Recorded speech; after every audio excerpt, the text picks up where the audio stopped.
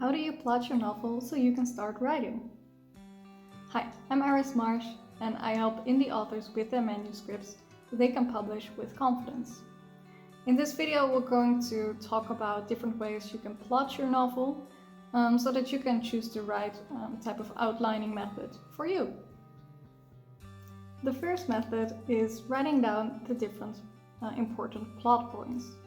For this outlining method, you can use different types of frameworks. Some examples of these are Superstructure, the Hero's Journey framework, Save the Cat, and the conventions and obligatory scenes within the StoryGrid framework. And I will walk you through each one of these examples. Using this type of method is great when you're a discovery writer, but it also works well if you're more of a planner. So the first one we'll have a look at is Superstructure. This one is from James Scott Bell, and he notes down 14 signposts that you can brainstorm either before or throughout your writing process. And these are the disturbance, the care package, the argument against transformation, trouble brewing, the doorway of no return number 1, kick in the shins, mirror moment, pet the dog, doorway of no return number 2, mounting forces, lights out, Q factor, final battle, and transformation. Then the hero's journey has 2 fewer points. It has 12 points. And these are the ordinary world, the call to adventure, refusal of the call, meeting with the mentor, crossing the first threshold, tests allies and enemies, approach to the inmost cave, ordeal, reward, the road back, resurrection, and return with the elixir.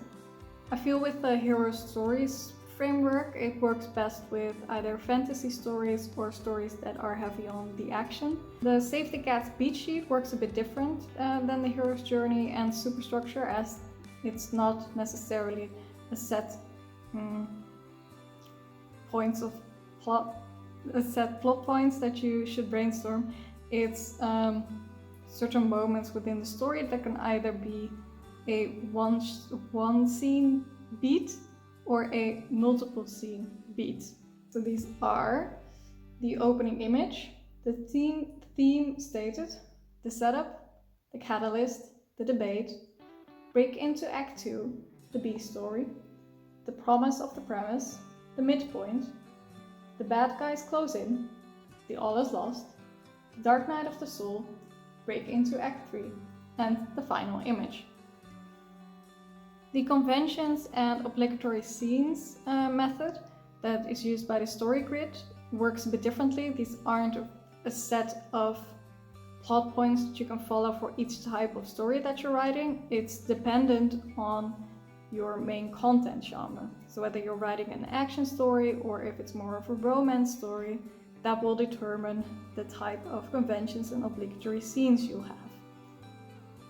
Think for instance about a lover's meet scene that's always present in a romance story, or a meet the mentor type of scene in a coming of age worldview story. Understanding the method of conventions and reader expectations or obligatory scenes will help you understand your reader expectations for the type of book that you're writing. I will go into more detail in each of these methods in future videos, but for now, if you feel like one of these frameworks is a good fit for you, then I would suggest you get the book and read up more information about it.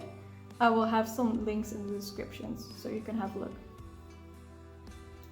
The next method for outlining your story is dividing your story into different acts. So most methods will divide your story into 3 acts, but there's also one that I know of that divides your story into 4 acts. So you'll have to see which one makes the most sense for you. And 2 methods that I know use this type of plotting method are the Write Structure and the StoryGrid. So the StoryGrid is more a book designed to help you edit your first draft, But it's actually also possible to use it to outline your novel, and they actually divide your story into 4 acts, which means that your second act, your middle, is divided into 2 parts. And then for each act, you will determine the inciting incident, the turning point, the crisis, the climax, and the resolution. So with the story grid, you will end up with a total of 20 scenes, so 5 within each act. Then the ride structure divides it into 3 acts and uses the same method. So there you will end up with 15 scenes, although they also have additional information when you have subplots that you can add those subplot scenes to your story as well, so it will be a bit more expanded.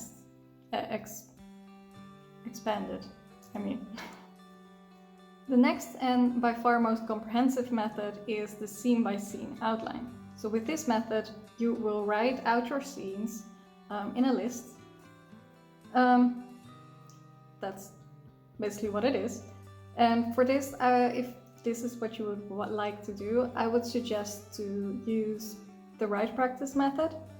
There you can start with your premise, then you break your story into acts, you add the inciting incident and so on, add your subplots, then write a synopsis of your story based on the scenes you've written down so far, and then you can fill in the gaps, so you can kind of build your scene list based on that.